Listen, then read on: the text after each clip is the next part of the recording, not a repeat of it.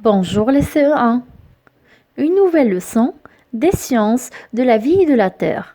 Cette fois-ci, on va étudier le déplacement des animaux dans l'air.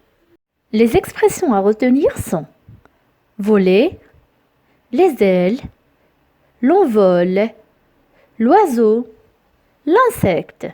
Sur notre planète, il y en a des animaux qui se déplacent sur Terre, d'autres se déplacent dans l'eau, et aussi, il y en a des animaux qui se déplacent dans l'air. Les deux dernières leçons ont été consacrées au déplacement des animaux sur Terre et au déplacement des animaux dans l'eau. Lorsqu'un animal se déplace sur Terre, soit il marche, soit il court, soit il saute, soit il rampe. Lorsqu'il se déplace dans l'eau, il nage. Durant cette séance d'aujourd'hui, on va étudier le vocabulaire, le lexique, la terminologie appropriée en relation avec le thème du déplacement des animaux dans l'air. Soyez attentifs. Le programme du cours d'aujourd'hui est le suivant. Dans un premier temps, on va étudier pourquoi les animaux volent. Dans un deuxième temps, on va découvrir quels sont les animaux qui volent.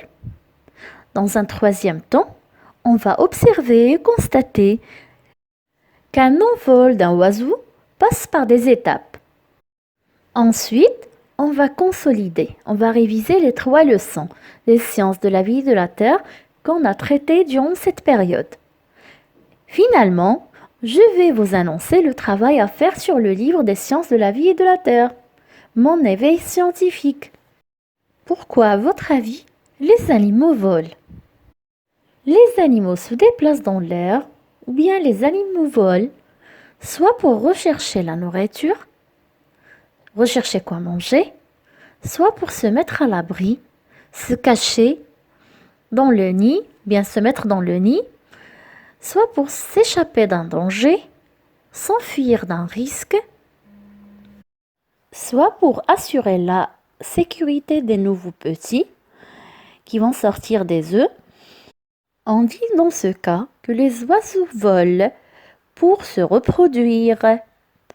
Soit ils volent pour rechercher les conditions climatiques favorables qui vont permettre leur survie. À titre d'exemple, lorsque les oiseaux se retrouvent dans une zone géographique, là où il fait froid, il fait très froid, les oiseaux décident de voyager vers une zone chaude afin d'assurer leur survie, pour rester vivants. Lorsqu'on parle des animaux qui se déplacent dans l'air, bien les animaux qui volent, on désigne soit les oiseaux, soit les insectes. Cependant, il faut faire attention, car il y en a des oiseaux qui volent, il y en a des oiseaux qui ne volent pas. La majorité des oiseaux volent. Je vous donne des exemples. Le hibou, la chauve-souris, le chardonneret, l'aigle, le pigeon, la colombe, le perroquet. Il y en a bien sûr d'autres. Les oiseaux qui volent possèdent un bréchet sur la poitrine. C'est une sorte de muscle sur la poitrine qui facilite la contraction des ailes lorsqu'il est en train de voler. Également, les oiseaux qui volent possèdent des ailes longues et fortes. Voici quelques images de quelques oiseaux qui ne volent pas. On trouve à titre d'exemple l'autruche, le dindon, le manchot et la poule. Les caractéristiques en commun entre les oiseaux qui ne volent pas sont: ils possèdent des os des ailes plus petits, plus solides et plus lourds. Il n'y en a pas de bréchet sur leur poitrine.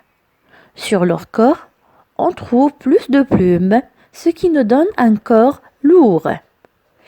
Ils ont des pattes fortes qui leur permettent de se déplacer sur terre, bien sur le sol.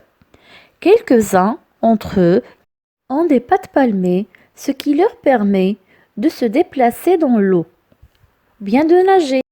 Même pour les insectes, il y en a des insectes qui volent et des insectes qui ne volent pas. Je vous affiche quelques exemples des insectes qui volent. On trouve le cafard, la mouche, l'abeille, la coccinelle, le papillon, le moustique. Il y en a bien sûr d'autres.